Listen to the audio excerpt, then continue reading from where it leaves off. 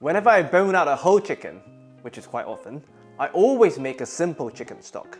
By simple, I mean the chicken stock has to be very neutral. It should have the taste of chicken and nothing else. For me, even the basic aromatic vegetables, the carrots, the celery, the onions, they add a bit too much, especially the sweetness from the carrots, that it makes the stock less versatile. So today, we're going to do my bare bone version with two enhancers, ginger and scallion. Not to give it a Chinese flavor, not at all. The ginger and the scallion simply remove some of the unwanted gaminess. When you cook them, you will smell the ginger and the scallion, but I can guarantee that in the final product, it would simply taste like chicken goodness. So, very simple. The carcass, the wings, they add a lot of body.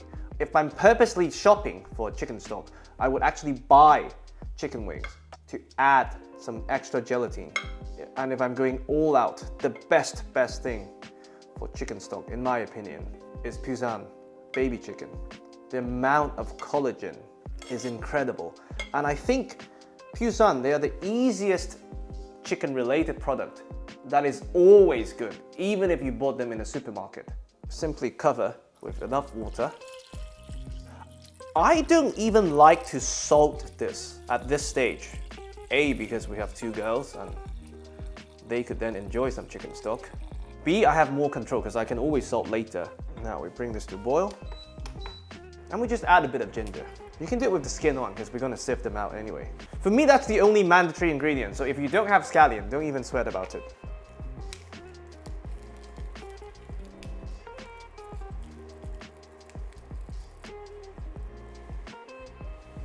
For me, this stock has the cleanest flavor of them all.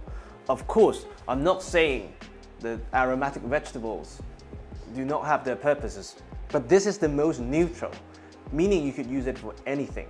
Of course, it will not have the depth of flavor of a brown chicken stock, meaning if I were to roast all the chicken bones and the carcass beforehand, before adding the water, for that variation, I would throw in all the carrots, celery, onions possible.